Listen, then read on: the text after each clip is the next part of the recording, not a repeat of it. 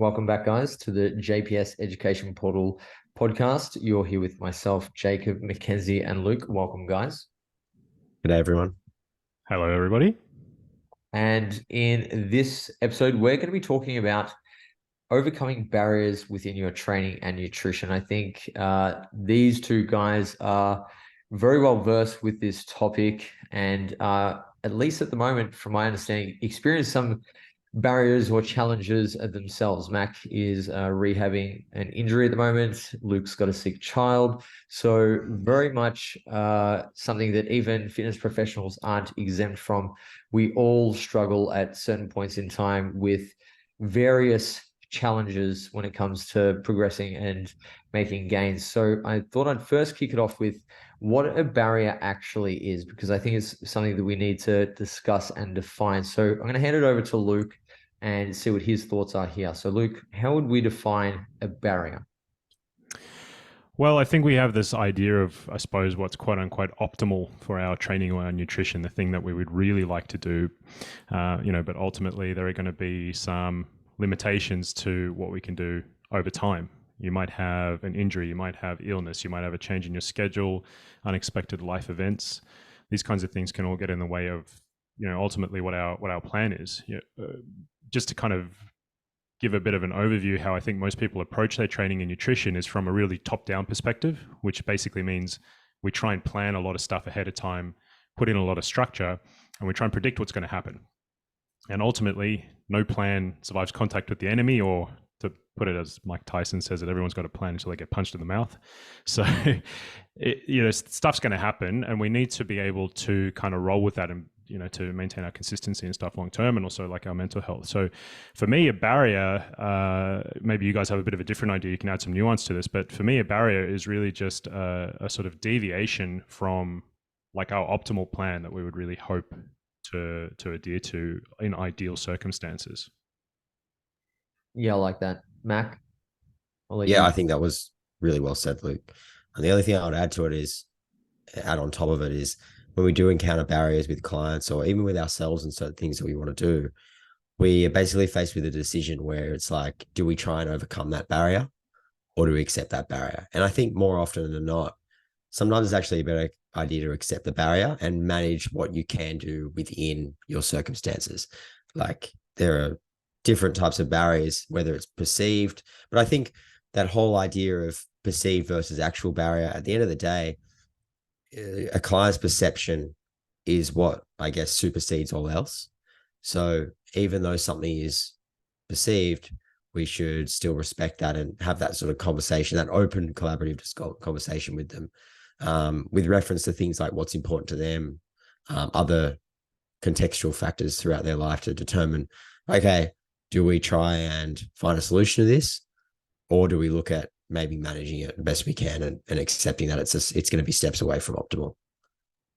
Yeah, I like that. And I guess one of the most important concepts, ideas that I sort of stumbled across over the years was, as Luke sort of mentioned, this notion that we are always striving for optimal, and then anything below that is basically what we're doing at the moment, and we start somewhere below what is theoretically optimal, and over time we try to change various things and get it closer and closer to what we think is optimal, and what is optimal can actually change.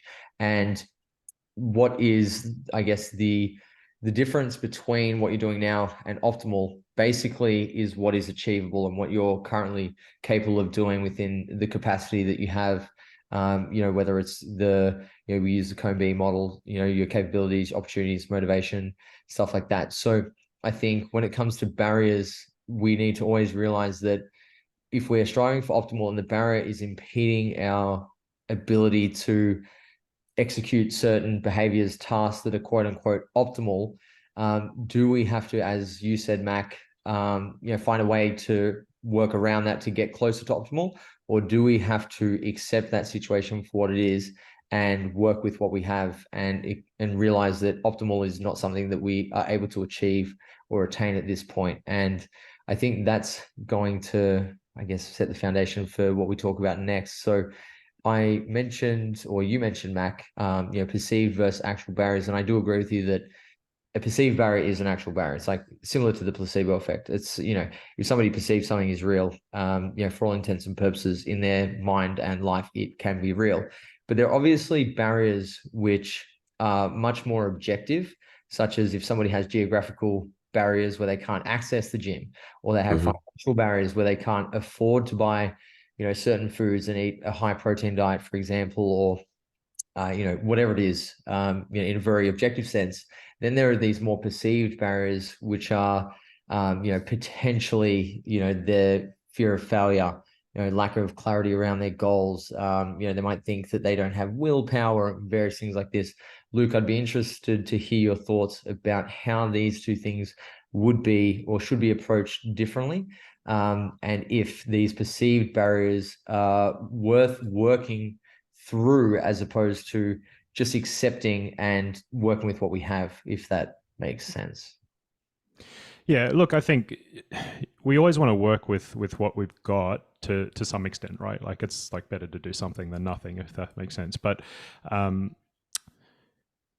the idea that I always come back to is if we can strive for principles, then we can kind of let that other stuff fall where it may, if that makes sense. The idea of like a sort of more perceived barrier, for example, you can easily work around that by interfacing with the client and talking to them about their beliefs and where they're at and meeting them where they're at. The more, I suppose, set in stone stuff like a geographical location or a financial situation, these are things that you can still kind of work around it when it comes to applying principles. Maybe you can't do like a specific meal plan won't work if someone can't afford to buy organic, high quality protein straight from a farmer or whatever it is. But the general principle of like getting in enough protein can still be achieved if you're using cheaper sources like lentils or something like that, as an example. So I think if you have the principles in place, then you can kind of find a way around a lot of the barriers. The idea of like a perceived barrier, as I mentioned, is probably not something that you can necessarily just go in and be like, hey, your idea is wrong. Like, let's just change that by telling you something different. It really is something where you have to come in and meet the client or even yourself where you're at. You know what I mean? But as part of our role as a coach, or even when we're interacting with ourselves or talking to ourselves, I think it's important to sort of explore the mindset and what our perceived barriers are, for sure. And we can do that through things like questioning our values, through looking back at our training history and things like this, to see how those beliefs are formed. I think that can be a really helpful way of doing things. So I like to sort of think about things a little bit when I'm setting goals and stuff. I like to think a bit like, okay, we have our attributes, which tend to be fairly set in stone, things like your genetics or your training history or whatever. You can't really do too much to change that. So you do need to work around that to some extent. But then the stuff that we can really get in and do a lot with are our circumstances. So these would be things like, okay, what's my job like? Am I currently not sleeping very well because my kid is sick? Am I currently not eating very well because I'm on the road traveling? These circumstances can be much more changeable, and that provides us a bit more of an opportunity to shift around those sort of obstacles. So that's the way that I like to sort of think about it a bit. Not sure if you guys have anything else to add to that. Yeah, I like that, Mac. Yeah, that was awesome. I think if we think about like the different types of barriers that might exist, so we again refer to the COM-B model. If a client has, if you as a coach think that a client has the opportunity to do something, but they perceive that they don't, a coach can come in and expose an opportunity that maybe the client didn't think they had. So, for example, a client might think that they don't have the time, which is a component of opportunity. They might not have the time to do meal prep, but their perception of meal prep might be elaborate chicken roast things put in Tupperware containers. Whereas a coach could come in and say, well, actually, you don't have the opportunity to do that. That's why you're not doing it. You don't have the time. But do you have the time to like make a sandwich? That's a zero cook option. So I think that's a role of a coach. But at the same time, you can't come in and use your writing reflex, which is, hey, you don't have time to cook the chicken roast on a Sunday and put in the container the elaborate meals. oh, no worries, here's the solution, just make a sandwich. Like, you can't just be like, here's the solution. You want to sort of elicit their thoughts. Is this something you want to address? Are you interested in looking at alternative options? Do you have any ideas? They might have the idea of a sandwich themselves. If they don't, they'll probably say, no, I don't have any ideas. Do you have any? And then they've basically given you permission to provide. And it's that illicit provide, illicit thing. I also really like what Luke said there about general principles. And I think if someone has limited capability and opportunity, or even motivation, you want to try and squeeze as much juice out of the lemon by getting the most bang for your buck. And you're going to get the most bang for your buck if you focus on principles rather than specific behaviors or specific meals or specific meal timings or specific, I don't know, supplement protocols or whatever you want to talk about. If you focus on general principles like consume protein with each main meal, factors like whether you had, lean beef mince, salmon, lentils, or chicken breast for dinner, they're unimportant factors. So this is going to give the client an ability to pivot around barriers that they do encounter and still be on the same trajectory towards their goals, rather than it being a barrier that stops them from moving forwards or maybe even causes a degree of regression. I really like the example that you gave with somebody not thinking they have enough time to meal prep and cook all these elaborate meals, but they actually have time to do some less quote unquote optimal version of meal prep, right? And I think that sort of hits the nail on the head with this perceived barrier, right? They have the perception that they don't have enough time because their idea of what they have to do is so far away from their current opportunities, capabilities, and level of motivation, for example, that there's this huge mismatch that's causing that barrier to be perceived in their mind, where in fact they should be aiming for something a little bit further from optimal, for example, where they're just having a zero, what do you call it, Mac? A zero cook meal. Zero cook meal. That's well within, I guess it's kind of like task complexity, like it's within their abilities for where they're at right now. And I think that's where a lot of these perceived barriers come from, is this idea that they have to do something that is so far beyond what somebody is actually capable of doing right now, that they have various reasons for that, whether it's time, whether it's motivation, whether it's access to certain information or reading, educate themselves, whatever it is. I think that's where a lot of these barriers are actually perceived in people's minds, is because they're not actually looking at what am I doing now and how can I just improve one or two things just a little bit. There's always this idea that we have to make these very drastic, large sweeping changes to our current behaviors to achieve results. And I think that's when most people fall into the trap of having obstacles, whether it's nutrition, training, is because they're just aiming for something that's well out of their reach. Sorry. I'd love to hear your thoughts, guys.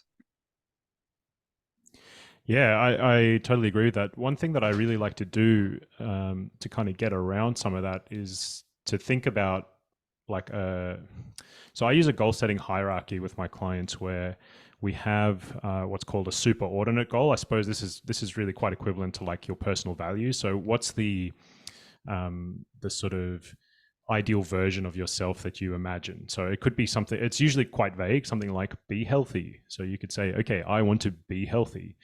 And then you kind of define what be healthy means. So what are all the components of that? It might be like, be in good physical shape, like eat a healthy diet, get plenty of sleep, be social. All these things are components that I consider a component of being healthy for myself. And then you can break that down into specific behaviors. And so the key for that, so that might be like, okay, so to be in good physical shape, I need to go to the gym 3 times a week. I need to eat protein with every meal. I need to eat vegetables with every meal, whatever it is. Now, the key with that is that if you can't do some of those things, there are other opportunities to contribute to that ultimate ideal version of yourself.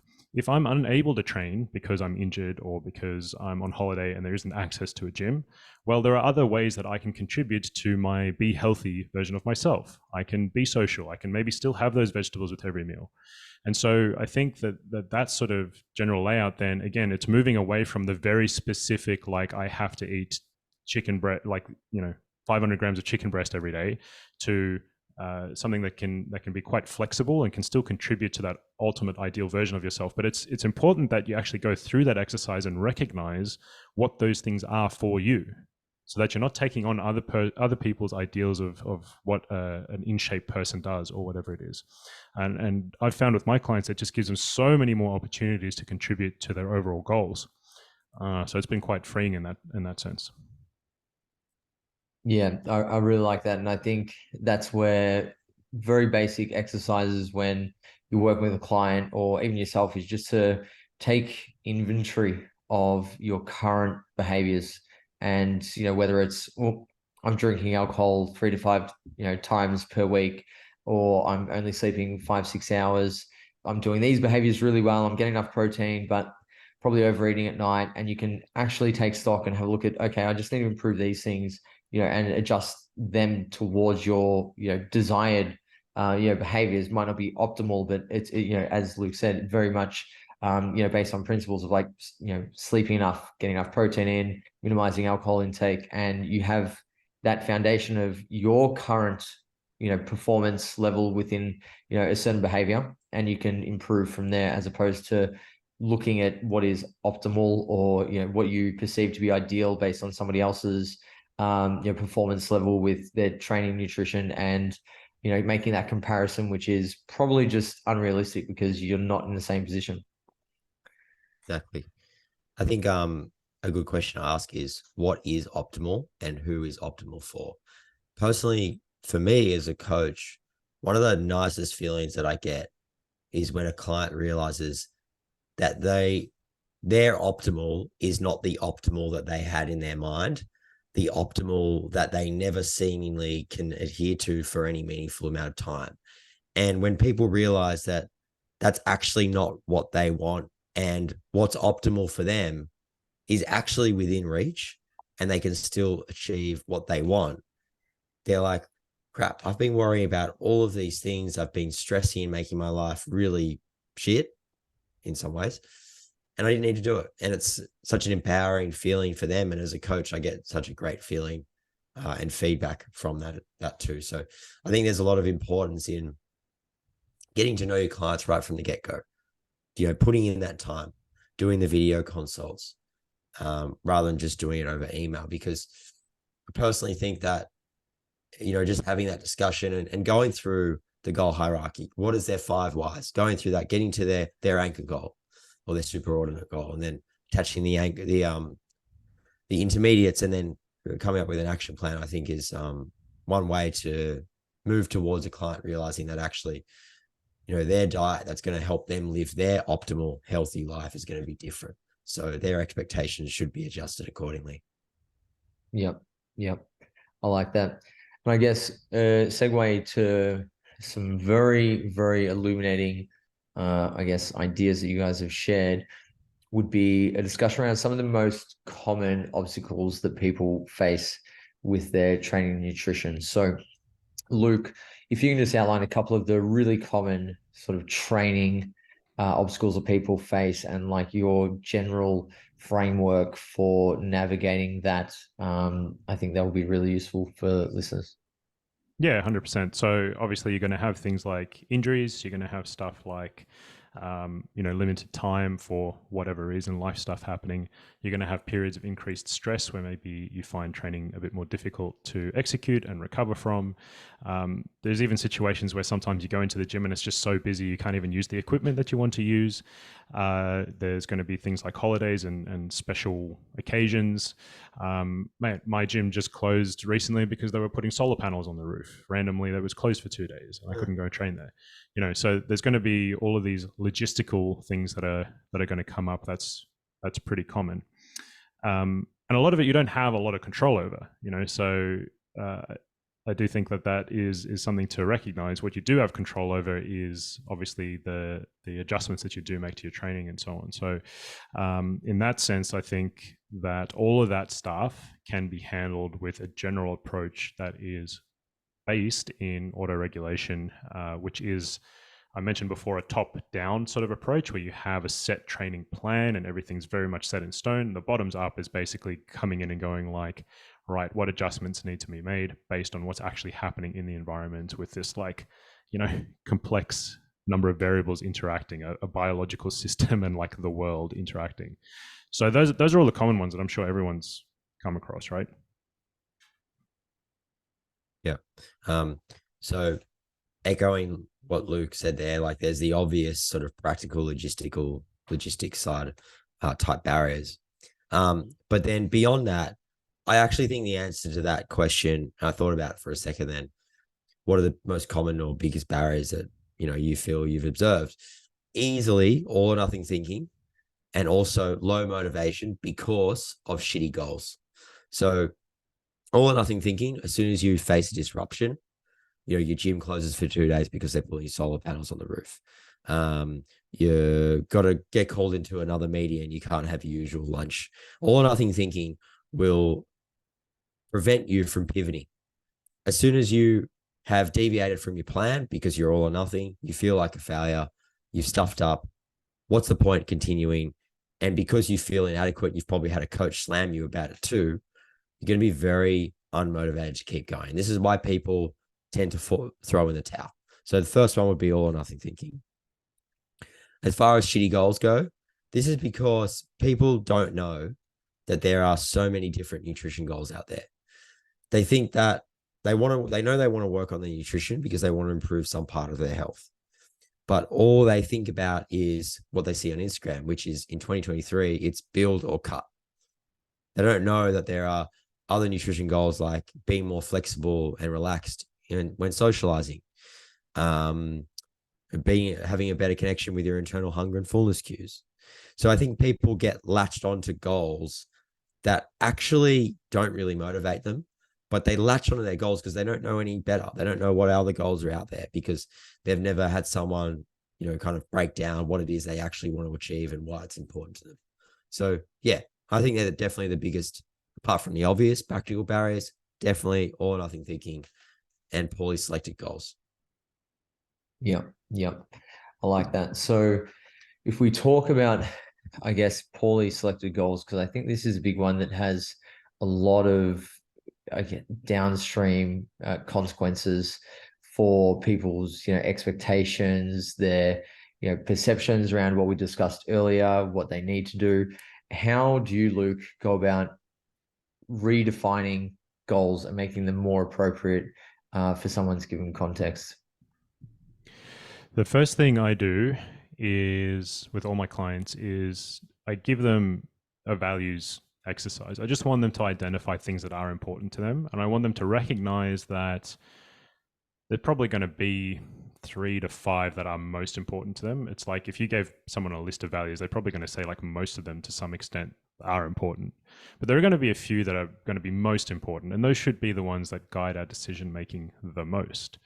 It's also important to know that those things can shift over time. So it's good to revisit that every now and then. So that's really the first thing that I like to do, because that's going to tell us, okay, what are our ultimate outcome goals? So that big picture idea of what we want for ourselves. And from there, you can then start to break down. One of the mistakes I think people make is that they are stuck in the thinking of like, I have to set a SMART goal. It has to be specific and measurable and blah, blah, blah, blah, blah. But actually, in my experience, and I think the research bears this out as well, is that having more of a sort of vague outcome goal is totally fine, because it can help us to just guide the specific behaviors that we want to engage in from day to day or week to week. So when it comes to a poorly defined goal, I think sometimes it's like what Max said, sometimes people just kind of go, oh, well, the goals are basically, build muscle, lose fat, and different varieties of that. I want to reverse diet, I want to blah, blah, blah. And that kind of sets you up for, okay, over the next 12 weeks, I need to lose 5 kilos of fat or whatever. It doesn't give much scope to other things in your life. It's like arbitrary in many cases, which can run into sort of motivation problems, and I suppose it doesn't mean a whole lot to people. So I think starting at that place of identifying key values and then identifying then from those sort of outcome goals, those more sort of superordinate idea, that sort of ideal version of yourself, and then breaking that down into what exactly it means to you. Again, this is trying to individualize it a little bit.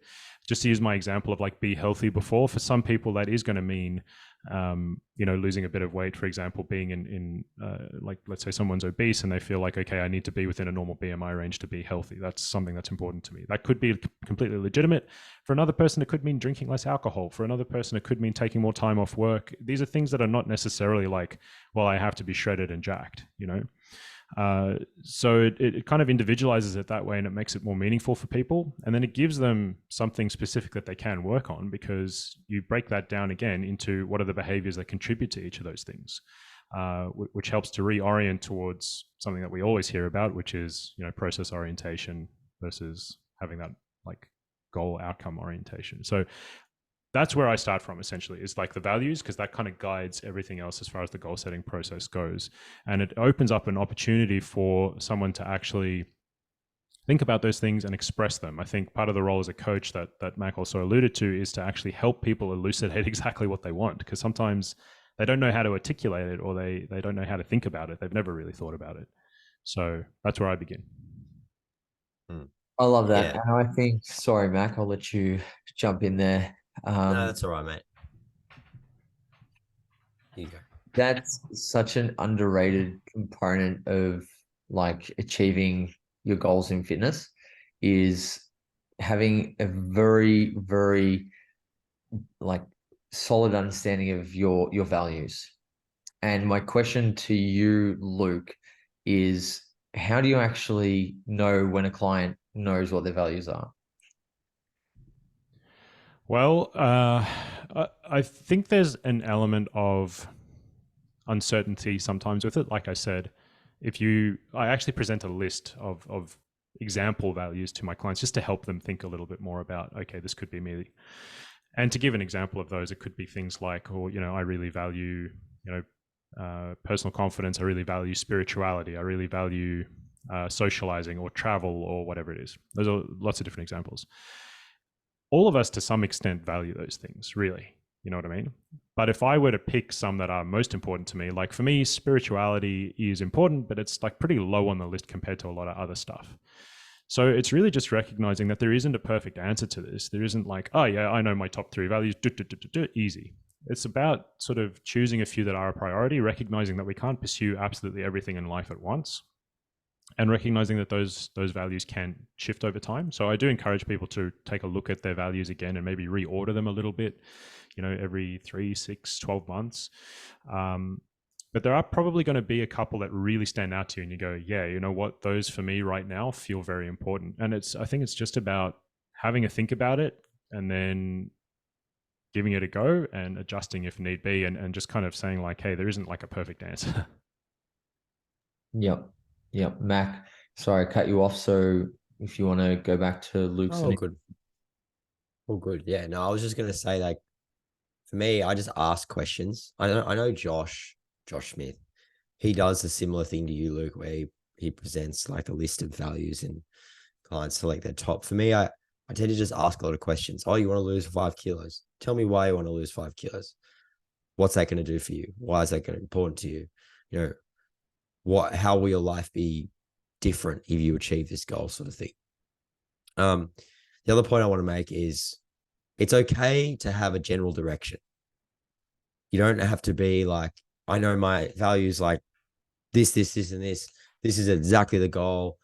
I think the specific part, or like having specific goals, I think personally that's a little bit overrated. And I think if you know what's important to you, you can start to work your nutrition towards that. Obviously, it's different if you're like a physique athlete or something.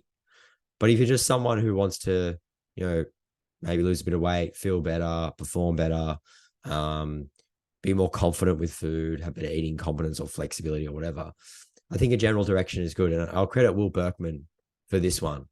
I remember he was saying to me, or he was on a podcast or something, he was like, if you want to drive to Sydney to Melbourne, like, let's say you wanted to drive from Fitness First Bondi Junction to JPS Health and Fitness in Airport West, right? You would just know that you want to jump on the Hume Highway.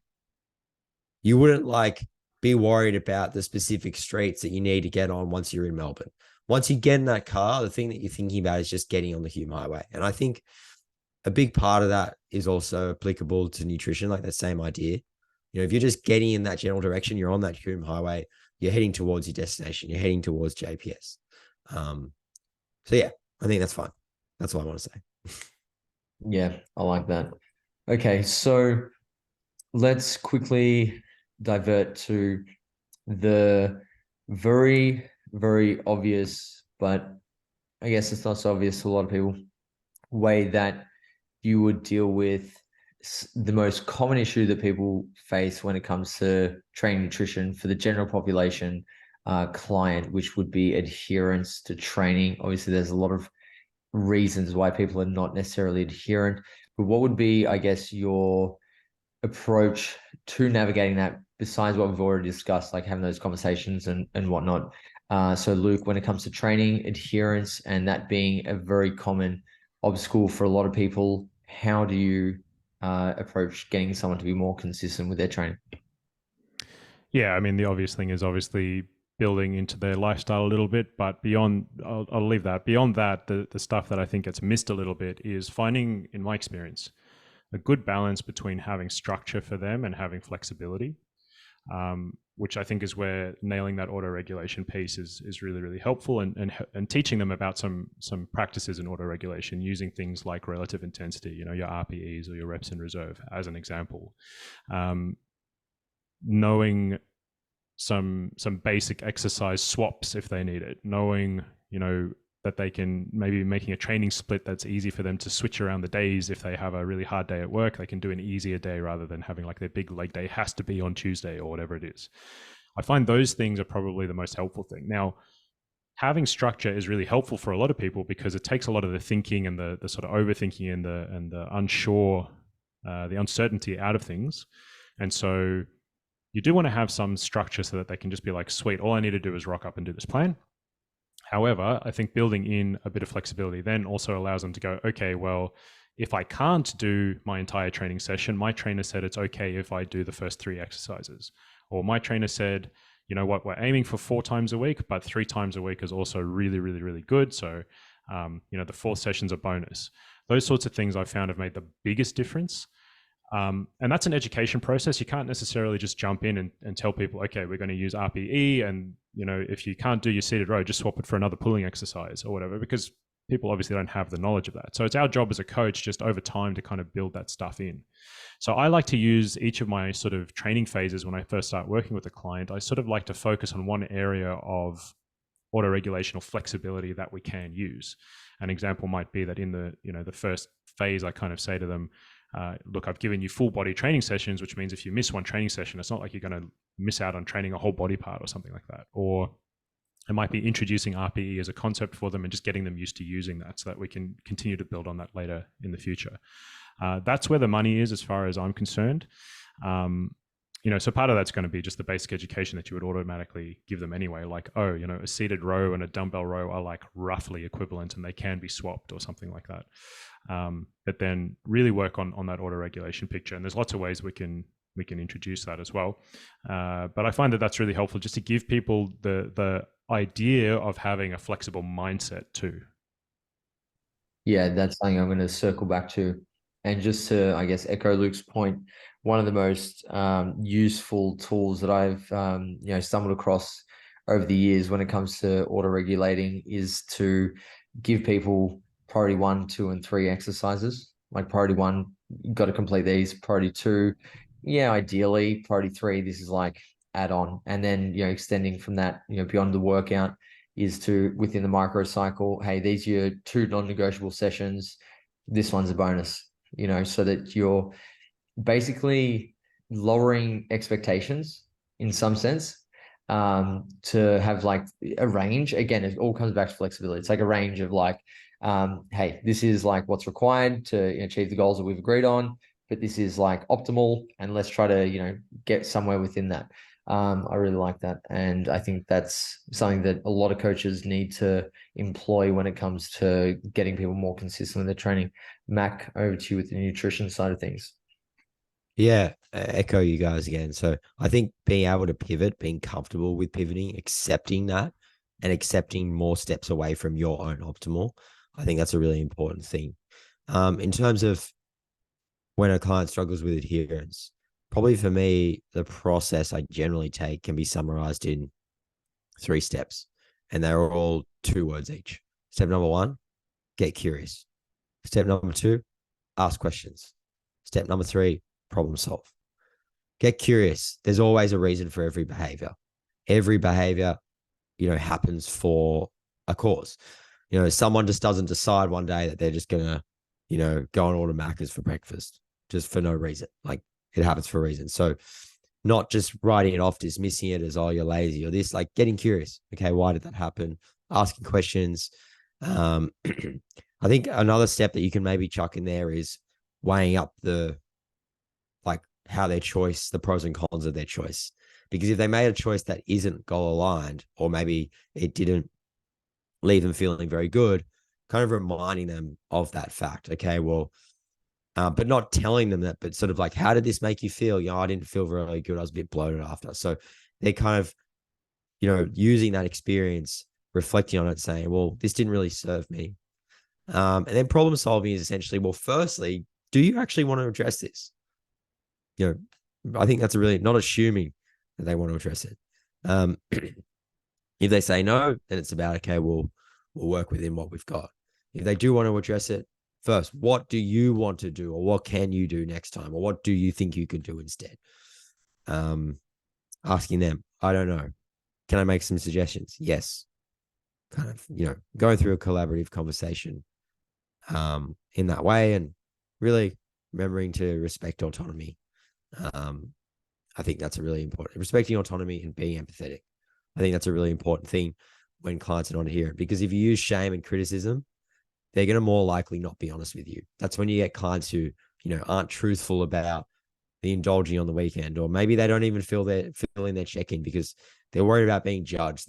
They're worried about copying a spray from you. For being a non-adherent client, you're going to bench them or something, whatever. Yeah, I like that. And I think, to summarize and start to wrap things up, a lot of the troubleshooting that comes with these obstacles is really a self-discovery process for the client, or you, if you're dealing with these kind of things, and actually finding out the root cause of like why these things are happening, and looking internally as opposed to externally. Any final comments, lads? I think that was a very useful conversation. I think a lot of people are going to take plenty away from that. Anything you want to, I guess, leave people with when it comes to, addressing these challenges with clients or they face themselves? I guess the main thing is just like that. This is really what coaching is about, like this is what separates a coach from like a template or AI or whatever it is. So it's worth honing these skills, and I think recognizing that as a coach, it actually takes developing these skills to learn how to ask questions and how to react in these situations. So that's a barrier that I've personally encountered as a coach, is just kind of not really knowing how to go about these things. But I like the general heuristic that Max got there about like be curious, ask questions, problem solve. So we're basically being empathetic and we're respecting autonomy. I really like that little framework, and keeping that at the forefront of your mind as a coach is really what separates you, I think. Thanks, Luke. Appreciate that, mate. Right. The thing I would probably add is that coaching involves hand holding. I've heard people say like, I don't want to hold hands with my clients. I don't want to be a babysitter. It's like, well, don't be a coach then. Because, being a coach is not being a macro calculator. We got AI for that now. So if you want to be a coach, then accept that, you do have to hold people's hands. You do have to be a bit of a babysitter. And don't get me wrong, that's not always easy, and it can be draining at the best of times. But it comes with the territory. So you got to love it. Awesome. Well, guys, thank you very much for your time. I think people will take plenty away from that conversation. And until next time, folks, we'll speak to you soon. Thank you. Thanks, folks. Thanks.